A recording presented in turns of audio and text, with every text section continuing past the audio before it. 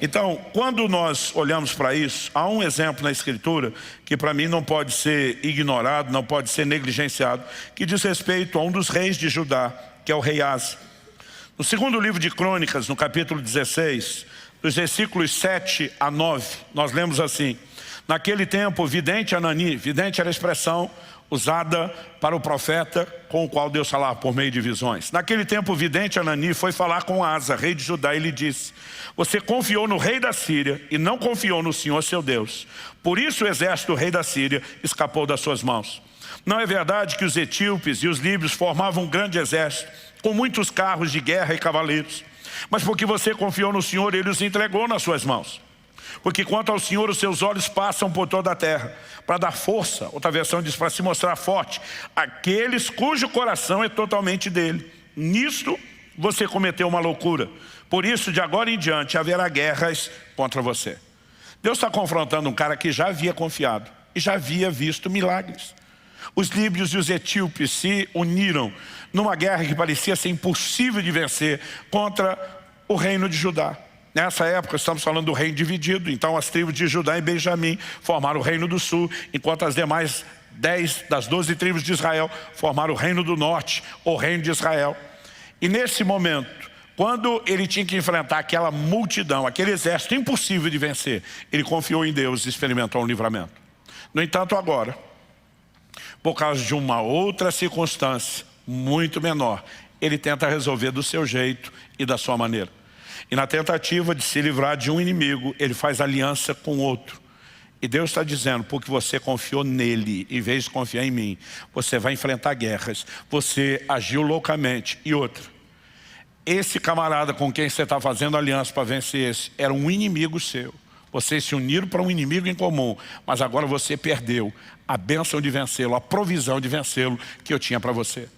Quando você olha para o rei Asa, ele começa bem, mas não termina bem. Aliás, um pouquinho adiante, no versículo 12, a Bíblia diz assim: no 39º ano do seu reinado, Asa contraiu uma doença nos pés, e essa doença era muito grave.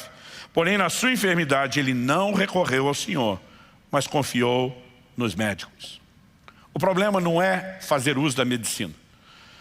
Não é porque pregamos fé que nós somos contrários ao uso da medicina, dos remédios. Acreditamos que é parte daquilo que Deus deu para favorecer a humanidade. O apóstolo Paulo, que vivia milagres de curas sobrenaturais, num determinado momento faz referência a Lucas como médico amado. Ele tinha um médico na sua equipe, né? E ao chamá-lo de médico e não só de irmão, ele está dizendo, é amado como pessoa e é apreciado pelo seu trabalho entre nós.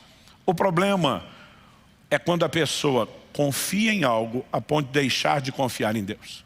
Então não havia nenhum problema no tratamento médico, mas quando Asa diz, eu não preciso de Deus porque tenho bons médicos, e daqui a pouco os médicos dão a notícia, mas nós não resolvemos o seu problema, ele não tem nenhuma possibilidade de viver o sobrenatural. Ele fez uma troca. Quando confiou no rei da Síria, quando confiou nos médicos, ele está dizendo para Deus, eu me resolvo, eu me garanto sem você. Em nenhuma das circunstâncias ele conseguiu. Então é nesse sentido que a Bíblia está falando de alguém que confia nos outros a ponto de abandonar a confiança no Senhor. Isso não significa que estamos tentando dizer que não pode se confiar nas pessoas. Não significa que estamos tentando dizer que você não pode ter tratamento médico. Então deixa eu dar um terceiro exemplo que nos ajude a manter o equilíbrio. A sabedoria bíblica nos ensina que é bom você, quando falamos em termos de gestão, saber lidar com a provisão.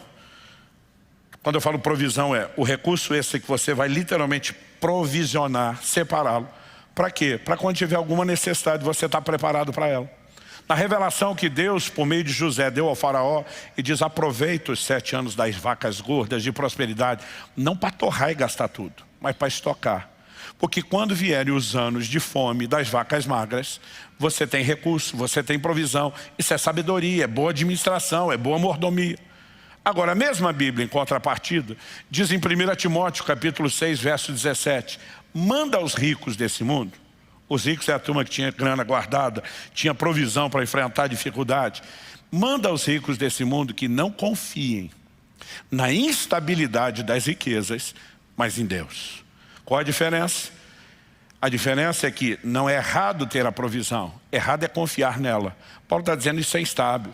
Você pode ter feito a sua parte, daqui a pouco a economia vira, o mundo vira, a vida é cíclica e aquele negócio que você achou que te garantiria não está mais lá.